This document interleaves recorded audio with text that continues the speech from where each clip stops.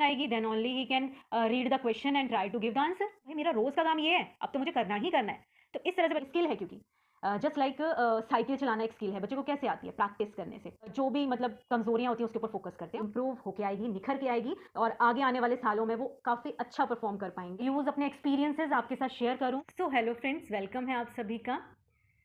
और आज मैं आप सभी के साथ शेयर करने वाली हूँ कि बच्चों को ना रीडिंग किस तरह से करवाई जाए।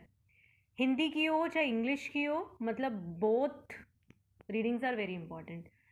तो बच्चे जो है ना, रीडिंग मतलब जो है छोटी क्लास में होते हैं। For example pre primary class में हैं तो उनको मतलब स्वर और व्यंजन दोनों जो इंट्रोड्यूस कर दिए जाते हैं। तो स्वर और व्यंजन जैसे ही बच्चे को इंट्रोड्यूस किए, उसको बच्चे को हमने उसकी फॉर्मेशन तो सिखानी ही सिखानी है फ्रेंड्स। फॉर्मेशन के साथ हमने उसको उसकी आइडेंटिफिकेशन भी बतानी है। जो भी हम स्वर सिखा रहे हैं या व्यंजन सिखा रहे हैं, स्वर हमारे मोस्टली जो है नर्सरी क्लास में कवर अप हो जाते हैं।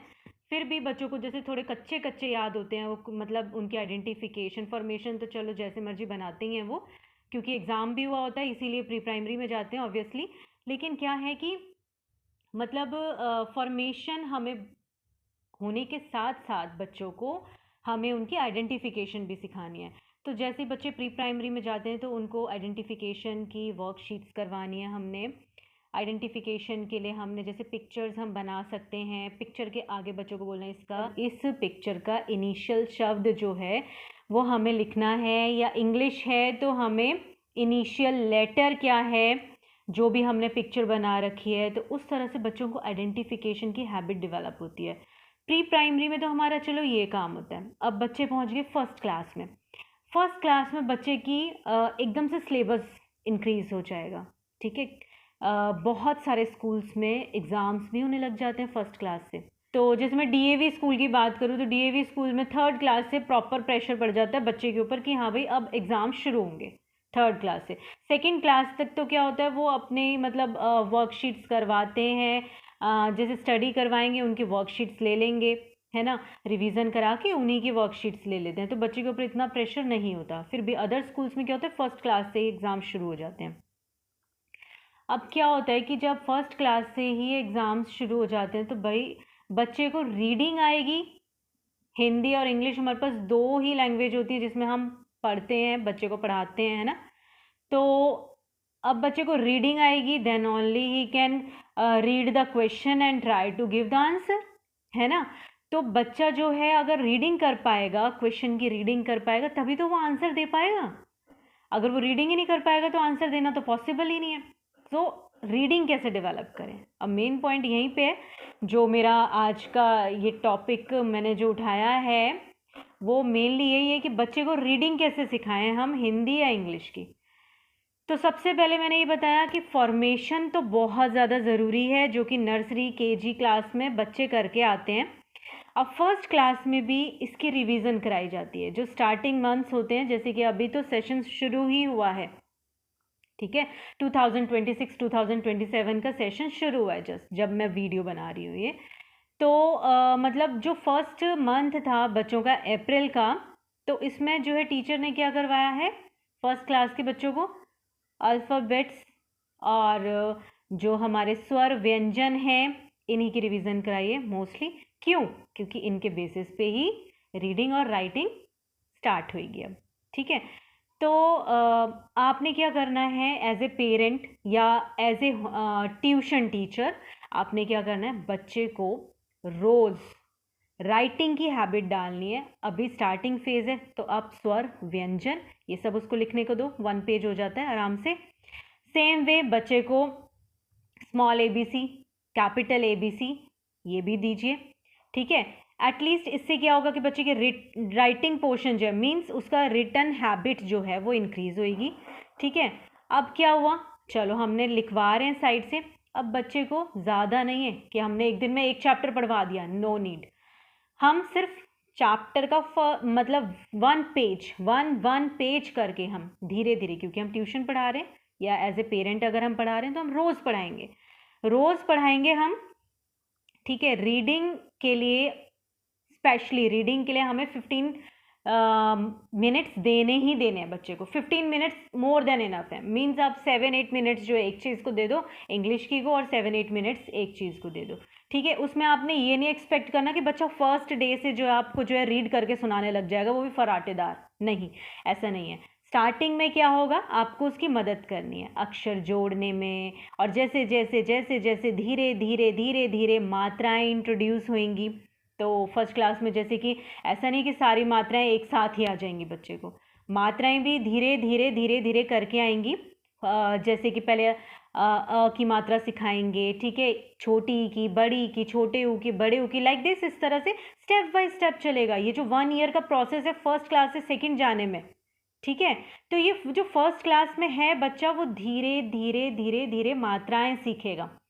तो हमने जब हमें अभी मान लीजिए सिर्फ अभी हमने अल्फ़ाबेट और स्वर व्यंजन सिखाए, तो बस उसी तरह से हमने, जब तक अभी मात्रा इंट्रोड्यूस नहीं हुई है, मात्रा इंट्रोड्यूस नहीं हुई तब भी हमें रीडिंग करवानी है, चाहे हमें नॉर्मल एक एक अक्षर की रीडिंग करवानी है, ठीक है, एक एक अल्फ़ाबेट की रीडिंग करवानी है।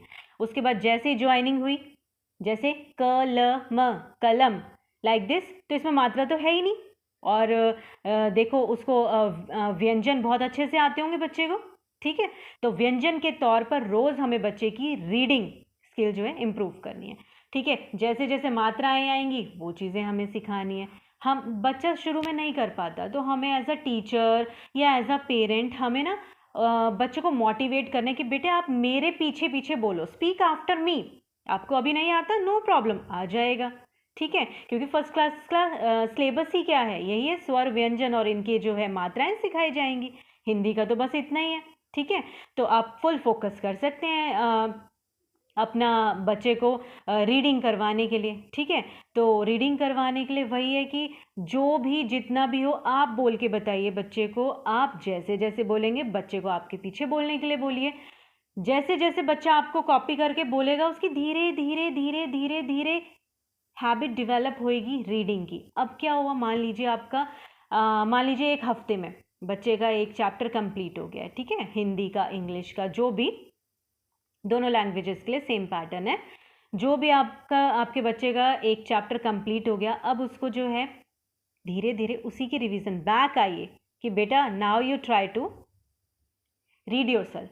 अब खुद से ट्राई करो, ठीक है। ये चीज़ आप बीच में भी कर सकते हो, ठीक है। अगर आपको लग रहा है बच्चा बहुत अच्छे से पढ़ रहा है तो ठीक है, आप चैप्टर रीड करवा दो उसको। लेकिन लग रहा है कि अभी बच्चे को बहुत अभी भी कसर रह रही है, ठीक है, तो उसको जैसे थोड़ा 1 पेज आप करवा दिया, नेक्स्ट डे नेक्स्ट करवाएंगे, थर्ड डे वापस 1 पे आ जाओ, कि अब उसको मोटिवेट करो कि बेटा आप बोलो, अब आप बोलो, और जो भी आपको प्रॉब्लम आएगी हम आपको हेल्प करेंगे। तो इस तरह से मतलब करते करते करते करते बच्चे को ये हैबिट डेवलप हो जाएगी कि किस तरह से रीडिंग करनी है। भाई मेरा रोज़ का काम ये है, अब तो मुझे करना ही करना है। तो इस तरह से बच्चे को लगेगा ना, तो वो देखिए किस तरह से रीडिंग स्किल्स अपने अंदर डेवलप कर लेता है, ठीक है। ब्रेक नहीं देनी है, ब्रेक नहीं देनी है, थोड़ी थोड़ी। जिस दिन छुट्टी भी होती है बच्चे की, पेरेंट्स तो खैर घर पे कर सकते हैं, 15 मिनट्स तो लेके बैठना है रीडिंग के लिए, और तो ज़्यादा मैं कुछ बोल ही नहीं रही। इसमें राइटिंग पोर्शन में 15 मिनट्स में नहीं बोल रही हूँ, सिर्फ रीडिंग को देना है 15 मिनट्स, ठीक है। और जैसे जैसे बच्चा जो है अपने आप को मतलब उसके अंदर कॉन्फिडेंस आएगा ना, जब रोज़ बोलेगा कि हाँ भाई मम्मा या टीचर जिससे भी वो मतलब सीखता है, तो बोलेगा कि हाँ now I can read it, now अब मैं ये पढ़ सकता हूँ, क्या मैं पढ़ के बताऊँ।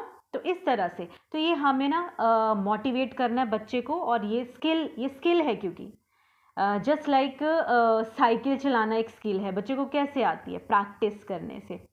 सेम वे रीडिंग राइटिंग दोनों चीज़ें ये भी हमारी स्किल में आती हैं, और ये भी हमारी निरंतर यानी कॉन्टिन्यूअस प्रैक्टिस से आती हैं। और बच्चे के अंदर ये प्रैक्टिस हैबिट उसका ट्यूशन टीचर, ठीक है, स्कूल में तो देखो टीचर को बहुत सारे बच्चों को पढ़ाना होता है, तो टीचर इतने बच्चों पे फोकस नहीं कर पाता। लेकिन हाँ, ट्यूशन हम जब लगाते हैं तो वो पर्टिकुलरली मतलब बच्चे की जो भी मतलब कमज़ोरियाँ होती हैं उसके ऊपर फोकस करते हैं, और करना भी चाहिए उनको, क्योंकि ट्यूशन्स तभी लगाई जाती हैं।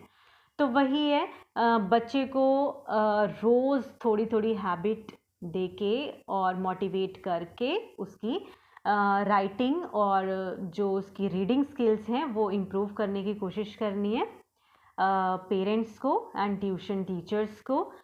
तो मुझे ऐसा लगता है कि जो अभी इनिशियल स्टेज पे जैसे राइटर हैं, राइटर मीन्स ये छोटे बच्चे ही जो लिखने की कोशिशें कर रहे हैं, और ये जो रीडर्स हैं जो रीडिंग करने की कोशिशें कर रहे हैं, स्टार्टिंग लेवल में तो फ़िलहाल उनको यही रीडिंग की हैबिट डेवलप होनी चाहिए, तभी उनकी स्किल जो है इम्प्रूव होके आएगी, निखर के आएगी, और आगे आने वाले सालों में वो काफ़ी अच्छा परफॉर्म कर पाएंगे। ठीक है, और ऐसी ही एक वीडियो मैं बनाऊंगी उन बच्चों के लिए जो कि 3rd-4th क्लास में पहुंच चुके हैं, लेकिन स्टिल उनकी रीडिंग और राइटिंग हैबिट्स अभी तक इम्प्रूव नहीं हुई हैं। इम्प्रूव नहीं हुई हैं, उनके लिए हम क्या मेथड्स यूज़ कर सकते हैं, वो मेरी आने वाली वीडियोस में होंगी। तो ये वीडियो आपको कैसी लगी मुझे ज़रूर बताइएगा, मुझे भी मोटिवेट कीजिएगा। बड़े दिनों के बाद मैं अपने चैनल पे आई हूँ, तो सोचा कुछ ऐसे मोटिवेशनल सी वीडियो बनाऊँ, तो मैंने बनाने की कोशिश की। बताइएगा वीडियो कैसी लगी, और मुझे टॉपिक दीजिएगा मैं किस टॉपिक पे अपने व्यूज़, अपने एक्सपीरियंसेस आपके साथ शेयर करूं।